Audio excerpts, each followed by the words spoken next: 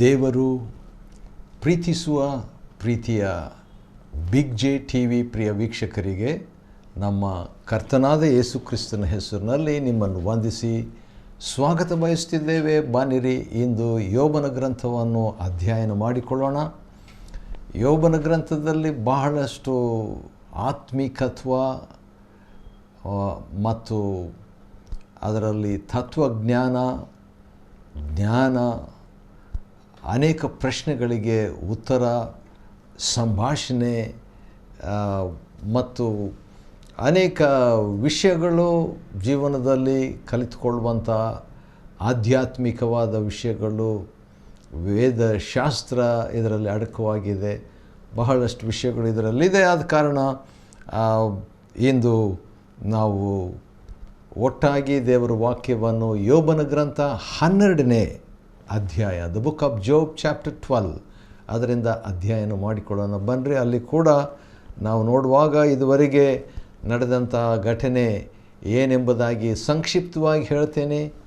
ದೇವರು, ಸೈತಾನನು ಇಬ್ಬರು ಮಾತಾಡ್ತಾರೆ. ಒಂದು ಚಾಲೆಂಜ್ ದೇವರು ಯೋಬನ ವಿಷಯದಲ್ಲಿ, ಭೂಲೋಕದಲ್ಲಿ ಅವನಿಗೆ ಸಮಾನವಾದಂಥ ವ್ಯಕ್ತಿ ಯಾರಿಲ್ಲ ಎಂಬುದಾಗಿ ಹೇಳಿದಾಗ ಸೈತಾನು ಅದರ ಚಾಲೆಂಜ್ ತೆಗೆದುಕೊಳ್ತಾನೆ ಮತ್ತು ದೇವರು ಅವನಿಗೆ ಅನುಮತಿ ಕೊಟ್ಟು ಅವನನ್ನು ಪರೀಕ್ಷಿಸುವುದಕ್ಕಾಗಿ, ಅವನಿಗೆ ಸಂಕಟ ಕೊಡುವುದಕ್ಕಾಗಿ, ಅವನಿಗೆ ಹಾನಿ ಉಂಟು ಮಾಡುವುದಕ್ಕಾಗಿ ದೇವರು ಅನುಮತಿಸುವಾಗ ಕಡೆಗೆ ದೊಡ್ಡ ಗಂಡಾಂತರ, ದೊಡ್ಡ ಅನಾಹುತ, ಆಸ್ತಿಯೆಲ್ಲ ಹೋಗ್ಬಿಡ್ತದೆ, ಮಕ್ಕಳೆಲ್ಲ ಸತ್ತೋಗ್ತಾರೆ. ಭಾಳ ಭಯಂಕರವಾದಂಥ ಅನುಭವಕ್ಕೆ ಆಗಿ ಕಡೆಗೆ ತನ್ನ ದೇಹ ಕೂಡ ಆ ಅನಾರೋಗ್ಯಕ್ಕೆ ಒಳಪಟ್ಟು ಕೆಟ್ಟ ಕುರುಗಳು ಎಬ್ಬಿಸಲ್ಪಟ್ಟು ಇದ್ದಂಥ ವೇಳೆಯಲ್ಲಿ 3 ಸ್ನೇಹಿತರು ಬರ್ತಾರೆ. 3 ಸ್ನೇಹಿತರು, ಒಬ್ಬನು ಎಲಿಫಾಜನು, ಇನ್ನೊಬ್ಬನು ಬಿಲ್ದಾದನು, ಇನ್ನೊಬ್ಬನು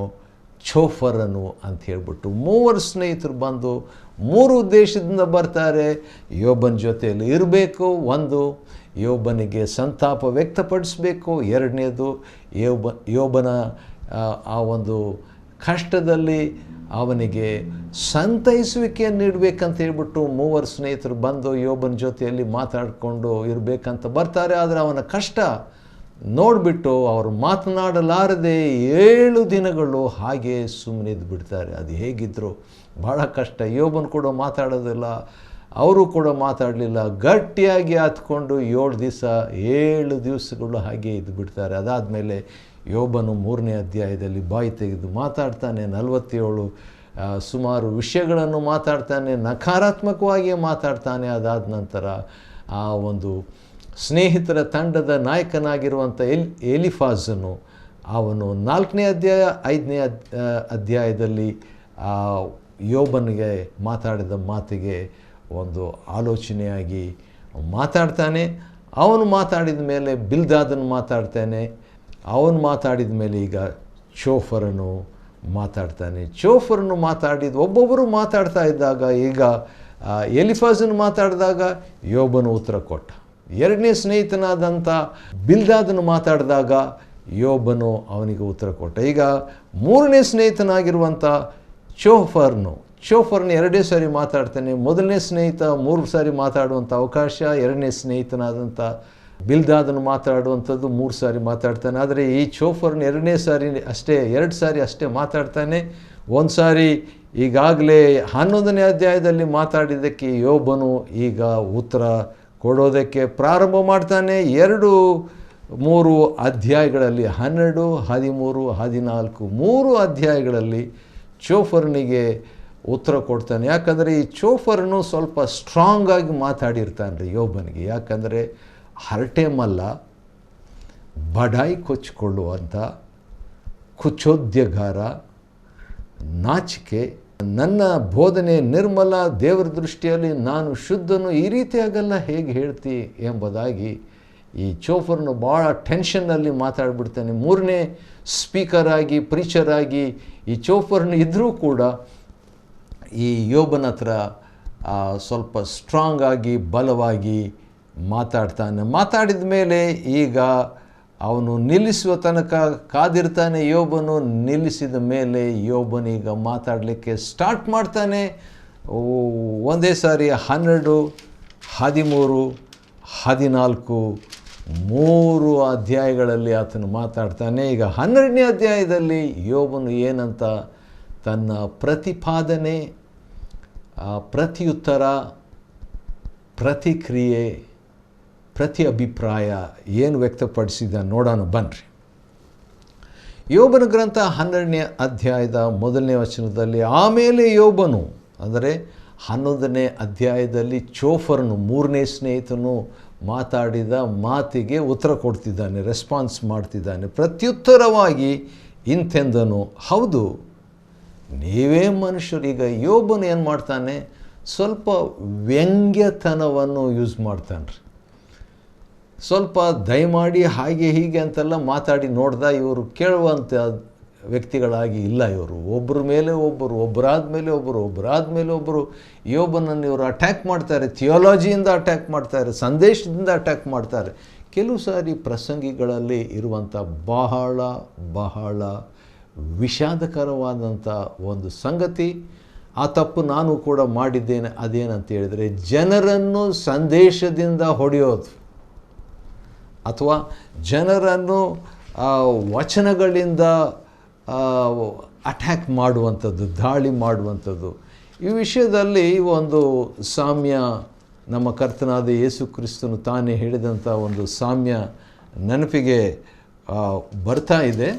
ಲೂಕನ ಬರೆದ ಸುವಾರ್ತೆಯಲ್ಲಿ ಇರುವಂಥ ಆ ಸಾಮ್ಯ, ಅದರಲ್ಲಿ ನೋಡುವಾಗ ಒಬ್ಬ ಯಜಮಾನನು ತನ್ನ ಕಾರ್ಯನಿರ್ವಹಣೆಯನ್ನು ಬಿಟ್ಟು ಹೋಗಿರ್ತಾನೆ. ಬಿಟ್ಟು ಹೋದಾಗ ಏನಾಗ್ತದೆ, ಯಜಮಾನನು ತಡವಾಗಿ ಬರ್ತಾನೆ ಎಂಬುದಾಗಿ ತಿಳ್ಕೊಂಡು 12ನೇ ಅಧ್ಯಾಯ ಲೂಕನು ಬರೆದ ಸುವಾರ್ತೆ 45ನೇ ವಚನ, ಆದರೆ ಆ ಆಳು, ಅಂದರೆ ಯಜಮಾನ ಅಂದರೆ ದೇವರಿಗೆ ಸಂಕೇತ, ಆಳು ಅಂತ ಹೇಳಿದ್ರೆ ದೇವ್ರ ಸೇವಕರಿಗೆ ಅಥವಾ ಪ್ರಸಂಗಿಗೆ ಸಂಕೇತ. ಆ ಆಳು ನನ್ನ ಯಜಮಾನನು ಬರುವುದಕ್ಕೆ ತಡ ಮಾಡುತ್ತಾನೆ ಅಂತ ತನ್ನ ಮನಸ್ಸಿನಲ್ಲಿ ಅಂದುಕೊಂಡು ಏನು ಮಾಡ್ತಾನೆ, ಗಂಡಾಳು ಹೆಣ್ಣಾಳುಗಳನ್ನು ಹೊಡೆಯುವುದಕ್ಕೂ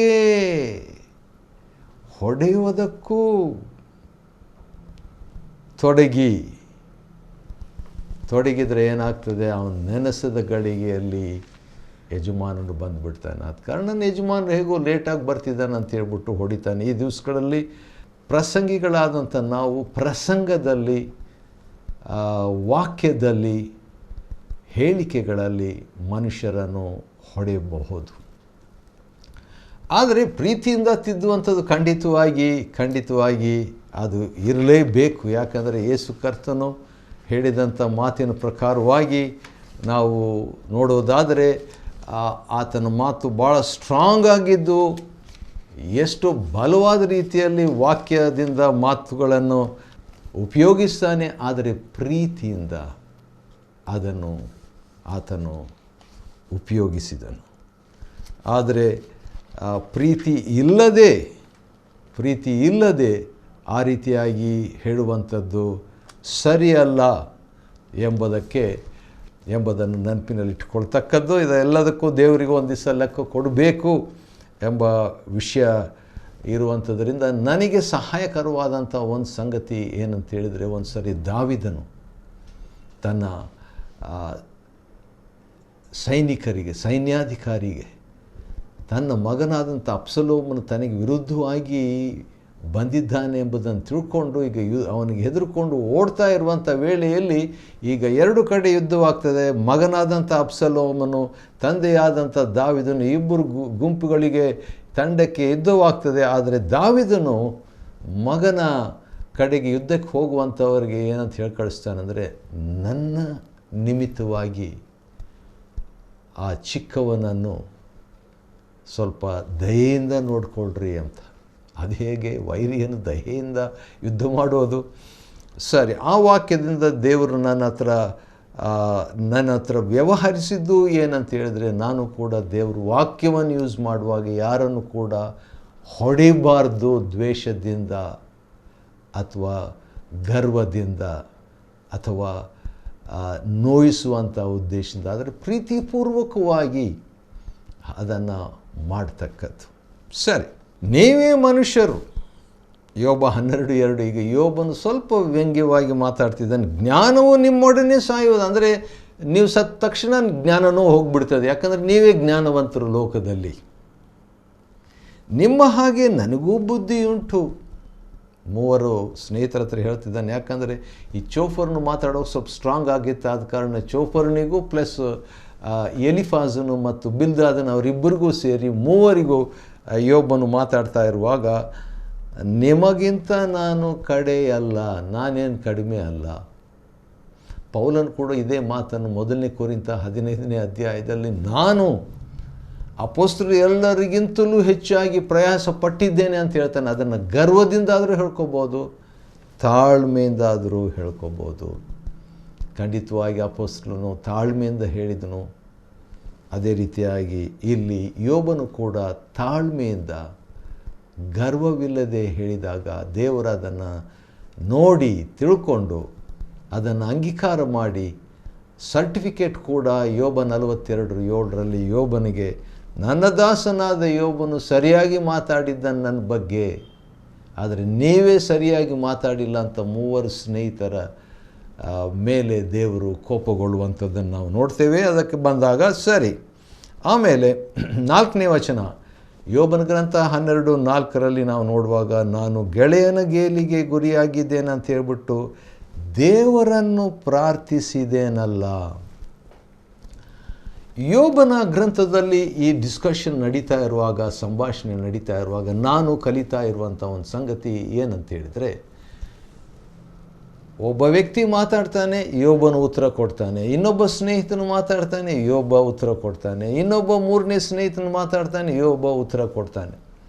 ಆದರೆ ಆ ಮೂವರು ಕನ್ವಿನ್ಸ್ ಆಗದಿದ್ದಾಗ, ಅವರು ಒಪ್ಪದಿದ್ದಾಗ, ಅವರು ಮನವರಿಕೆ ಆಗದಿದ್ದಾಗ, ತಾವು ಹೇಳಿದ್ದೇ ಕರೆಕ್ಟ್ ಅಂತ ಅವರು ನಿರೂಪಿಸಿದ್ದಕ್ಕೆ ಯತ್ನಿಸುವಾಗ ಯೋಬ ಏನು ಮಾಡ್ತಾನೆ, ನೇರವಾಗಿ ಅವರ ಹತ್ರ ಮಾತನಾಡೋದಕ್ಕೆ ಬದಲಾಗಿ ದೇವರ ಹತ್ರ ಮಾತಾಡ್ತೇನೆ ಅಥವಾ ದೇವರ ಬಗ್ಗೆ ಅವ್ರ ಹತ್ರ ಮಾತಾಡ್ತಾನೆ. ನೋಡ್ರಿ, ಒಳ್ಳೆ ಒಂದು ಇದು ಕಲಿಯುವಂಥ ಒಂದು ಸಂಗತಿ ಅಲ್ಲ. ಅವರು ಮಾತಾಡಿದಾಗ ಅವರಿಗೆ ಉತ್ತರ ಕೊಡಬೇಕು, ಆದರೆ ಅವರು ತಗೊಳ್ಳೋದಿಲ್ಲ ಅಂತ ಹೇಳಿದ ಮೇಲೆ ಅವರಿಗೆ ದೇವ್ರ ಬಗ್ಗೆ ಅವರಿಗೆ ಮಾತಾಡಬೇಕು, ದೇವ್ರ ಬಗ್ಗೆ ಅವರಿಗೆ ಹೇಳಬೇಕು. ಇಲ್ಲದಿದ್ದರೆ ತಾನೇ ದೇವ್ರ ಹತ್ರ ಮಾತಾಡ್ಕೊಳ್ತಾ ಇರ್ತಾನೆ, ತಾನು ದೇವರು. ಇಲ್ಲಿ 4ನೇ ವಚನದಲ್ಲಿ ಕೂಡ ನಾವು ನೋಡುವಾಗ, ದೇವರನ್ನು ಪ್ರಾರ್ಥಿಸಿದೇನಲ್ಲ. ಈಗ ತನ್ನ ಒಂದು ಸಂಭಾಷಣೆಯಲ್ಲಿ, ತನ್ನ ಉತ್ತರದಲ್ಲಿ, ತನ್ನ ಪ್ರತಿಪಾದನೆಯಲ್ಲಿ, ತನ್ನ ಪ್ರತಿಕ್ರಿಯೆಯಲ್ಲಿ ದೇವರನ್ನು ಒಳಪಡಿಸ್ಕೊಂಡು ಮಾತಾಡ್ತಾನೆ. ಇದೇ ಯೋಬನು ಮಾಡಿದಂಥ ಒಳ್ಳೆಯ ಒಂದು ಸಂಗತಿ. ಈ ಸ್ನೇಹಿತರು ಕೂಡ ದೇವರನ್ನು ಒಳಪಡಿಸಿದರು, ಒಳ್ಳೆಯ ಆತ್ಮದಿಂದ ಅಲ್ಲ. ಆದ ಕಾರಣ ಈ ಹೇಳಿಕೆ ನಿಜ. ಏನು ಮಾತಾಡ್ತಿದ್ದೀವಿ ಅನ್ನುವಂಥದ್ದು ಭಾಳ ಪ್ರಾಮುಖ್ಯ. What we talk is important. ಆದರೆ ಯಾವ ಆತ್ಮದಿಂದ ನಾವು ಮಾತಾಡ್ತಿದ್ದೇವೆ ಅನ್ನುವಂಥದ್ದು ಇನ್ನಷ್ಟು ಪ್ರಾಮುಖ್ಯ. What spirit we are talking is more important. ಸರಿ, ನೀತಿವಂತನು ನಿರ್ದೋಷಿಯೋ ಆದವನು ಹಾಸ್ಯಾಸ್ಪದವಾಗಿದ್ದೇನೆ. ಯೋಬನು ನೀತಿವಂತನು, ನಿರ್ದೋಷಿ ಅಂತ ದೇವರೇ ಹೇಳಿಬಿಟ್ಟಿದ್ದಾರೆ. 1ನೇ ಅಧ್ಯಾಯ 1ನೇ ವಚನ ಮತ್ತು 2ನೇ ಅಧ್ಯಾಯದಲ್ಲಿ 2ನೇ ಸಾರಿ ಸೈತಾನ್ ಹತ್ರ ಕೂಡ ಹೇಳಿದ್ದಾರೆ. 3 ಸಾರಿ ಯೋಬನ ಬಗ್ಗೆ ನಾವು ನೋಡುವಾಗ ಮೊದಲು 2 ಅಧ್ಯಾಯಗಳಲ್ಲಿ ಯೋಬನ ಬಗ್ಗೆ ನಿರ್ದೋಷಿ ಅಂತ ಹೇಳಲಾಗಿದೆ. ಆದ ಕಾರಣ ಈಗ ಯೋಬನು ಕೂಡ ಒಪ್ಕೊಳ್ತಾನೆ, ನಾನು ನಿರ್ದೋಷಿನೇ, ಆದರೆ ಆ ಹಾಸ್ಯಕ್ಕೆ ಒಳಗಾಗ್ಬಿಟ್ಟಿದ್ದೇನೆ ನಾನು ಎಂಬುದಾಗಿ. 6ನೇ ವಚನದಲ್ಲಿ ನಾವು ನೋಡುವಾಗ ದೇವ್ರ ಬಗ್ಗೆ ಇನ್ನೊಂದು ಮಾತು ಹೇಳ್ತಿದ್ದಾನೆ ಯೋಬನು. ಅದೇನಂತ ಹೇಳಿದರೆ, ಕೈಯಲ್ಲಿರುವುದನ್ನೇ ದೇವರನ್ನಾಗಿ ಮಾಡಿಕೊಂಡು ದೇವರನ್ನು ರೇಗಿಸುವವರು ಸುರಕ್ಷಿತವಾಗಿದ್ದಾರೆ ಎಂಬುದಾಗಿ ಸ್ವಲ್ಪ ವ್ಯಂಗ್ಯವಾಗಿ ಅವನು ಮಾತಾಡ್ತಿದ್ದಾನೆ. ಮೊದಲನೇ ಬಾರಿ ಒಂದು ಮಾತು ಇಲ್ಲಿ ಯೋಬನು ಹೇಳ್ತಾನೆ, ನನಗೆ ಭಾಳ ಇಷ್ಟವಾಯಿತು. 9ನೇ ವಚನದಲ್ಲಿ, ಈ ಎಲ್ಲವುಗಳ ಸಾಕ್ಷಿಯಿಂದ ಯೆಹೋವನ ಕೈಯೇ ಸಕಲ ಕಾರ್ಯಗಳನ್ನು ಮಾಡುತ್ತದೆ ಎಂದು ಹೇಳ್ತಾ ಇದ್ದಾನೆ ರೀ. ಯೆಹೋವನು ದೇವರು, ಸರ್ವಶಕ್ತನು, ಈ ರೀತಿಯಾಗೆಲ್ಲ ಮಾತಾಡಿ ಸದಮಲ ಸ್ವಾಮಿ ಅಂತೆಲ್ಲ ಹೇಳಿ ಈಗ ಯೆಹೋವನು ಇರುವಾತನೇ ಆಗಿದ್ದಾನೆ ಎಂಬ ದೇವರ ಗೌರವವುಳ್ಳ ನಾಮವನ್ನು ಆತನು ಉಪಯೋಗ ಮಾಡಿಕೊಂಡು ಆತನೇ ಸಕಲ ಕಾರ್ಯಗಳನ್ನು ಮಾಡುವಾತನಾಗಿದ್ದಾನೆ. ಸಮಸ್ತ ಜನರ ಆತ್ಮಗಳು ಆತನ ಕೈಯಲ್ಲಿವೆ. ಎಂಥ ದೊಡ್ಡ ಮಾತು. 12ನೇ ಅಧ್ಯಾಯ 10ನೇ ವಚನದಲ್ಲಿ ಪ್ರತಿ ಪ್ರಾಣಿಯ ಪ್ರಾಣವು ಸಮಸ್ತ ಜನರ ಆತ್ಮಗಳು, ಅಲ್ಲಿ ಪ್ರಾಣ ಅಂತ ಹೇಳ್ತಾನೆ ಪ್ರಾಣಿಗಳ ಬಗ್ಗೆ ಬಂದಾಗ, ಇಲ್ಲಿ ಆತ್ಮ ಅಂತ ಹೇಳ್ತಾನೆ ಮನುಷ್ಯರ ಬಗ್ಗೆ ಬಂದಾಗ, ಎಂಥ ಒಂದು ಜ್ಞಾನ, ಎಂಥ ಒಂದು ವಿವೇಕ, ಎಂಥ ಒಂದು ವಿವೇಚನೆ ಯೋಬನಿಗೆ ನೋಡ್ರಿ. ಆತನ ಕೈಯಲ್ಲಿರುವವು ದೇವರ ಕೈಯಲ್ಲಿದೆ. ಹಾಗಾದರೆ ಸ್ನೇಹಿತರೆ, ನೀವು ಮೂವರು ಕೂಡ ದೇವರ ಕೈಯಲ್ಲಿದ್ದೀರಿ ಎಂಬುದಾಗಿ ಸ್ವಲ್ಪ ಧೈರ್ಯ ಅವನಿಗೆ ಯೋಬನಿಗೆ ಬರ್ತಾ ಇದೆ. ಆ ರೀತಿಯಾಗಿ ಹೇಳಿಬಿಟ್ಟು ಇನ್ನೊಂದು ದೊಡ್ಡ ಮಾತನ್ನು ಯೋಬನು ಹೇಳ್ತಾನೆ 13ನೇ ವಚನದಲ್ಲಿ, ಆತನಲ್ಲಿ ದೇವರಲ್ಲಿ ಜ್ಞಾನವು ಶಕ್ತಿಯು ಉಂಟು. ಒಂದು ವೇಳೆ ನನಗೆ ಅರ್ಥ ಆಗದಿದ್ದರೂ ಕೂಡ ದೇವರ ಹತ್ರ ಜ್ಞಾನ ಇದೆ, ದೇವರ ಹತ್ರ ಶಕ್ತಿ ಇದೆ ಎಂಬ ಮಾತನ್ನು ಯೋಬನು ಹೇಳ್ತಾನೆ. ಇದೇ ಮಾತನ್ನು ಪೌಲನು 1ನೇ ಕೊರಿಂಥ 1ನೇ ಅಧ್ಯಾಯ 22-24 ವಚನಗಳಲ್ಲಿ ಯೆಹೂದ್ಯರು ಸೂಚಕ ಕಾರ್ಯ ಹುಡುಕ್ತಾ ಇದ್ದಾರೆ, ಗ್ರೀಕರು ನೋಡಿದರೆ ಜ್ಞಾನ ಹುಡುಕ್ತಿದ್ದಾರೆ. ಈ ಎರಡೂ ಕೂಡ ಕ್ರಿಸ್ತನಲ್ಲೇ ಇದೆ ಎಂಬುದಾಗಿ ಹೇಳ್ತಾನೆ. 16ನೇ ವಚನದಲ್ಲಿ ದೇವರಲ್ಲಿ ಬಲವು ಸಾಮರ್ಥ್ಯವೂ ಉಂಟು. ದೇವರಂತ ದೇವರನ್ನೇ ಫೋಕಸ್ ಮಾಡ್ತಾ ಹೋಗ್ತಾ ಇದ್ದಾನೆ. ಮತ್ತು ಆಲೋಚನಕರ್ತರ ವಾಕ್ಚಾತುರ್ಯವನ್ನು ಹಾರಿಸಿಬಿಡ್ತಾನೆ ದೇವರು ಎಂಬುದಾಗಿ ಹೇಳಿದಾಗ ಪೌಲನು ಹೇಳಿದ ಮಾತು ನನಗೆ ನೆನಪಿಗೆ ಬರ್ತಿದೆ. ಕೊರಿಂಥದ ಸಭೆಗೆ ಹೋದಾಗ ವಾಕ್ಚಾತುರ್ಯದಿಂದ ನಾನು ಬರಲಿಲ್ಲ ಅಂತ ಹೇಳ್ತಾನೆ. ಆದರೆ ಯೋಬನು ಮೊದಲೇ 12ನೇ ಅಧ್ಯಾಯದಲ್ಲಿ ಆ ಒಂದು ಸತ್ಯವನ್ನು ತಿಳ್ಕೊಂಡಿದ್ದಾನೆ, ಪ್ರಕಟಣೆಯಿಂದ ಪ್ರಗತಿ ಹೊಂದುತ್ತಾ ಇದ್ದಾನೆ ಯೋಬನು ಎಂಬುದಾಗಿ ನಾವು ನೋಡ್ತೇವೆ. ಇದುವರೆಗೆ 12ನೇ ಅಧ್ಯಾಯ ಯೋಬನ ಗ್ರಂಥದಿಂದ ನಾವು ಅಧ್ಯಯನ ಮಾಡಿಕೊಳ್ಳುವಂತೆ ದೇವರು ಕೊಟ್ಟ ಕೃಪೆಗಾಗಿ ಆತನಿಗೆ ಸ್ತೋತ್ರವಾಗಲಿ. ದೇವರು ನಿಮ್ಮನ್ನು ಆಶೀರ್ವದಿಸಲಿ.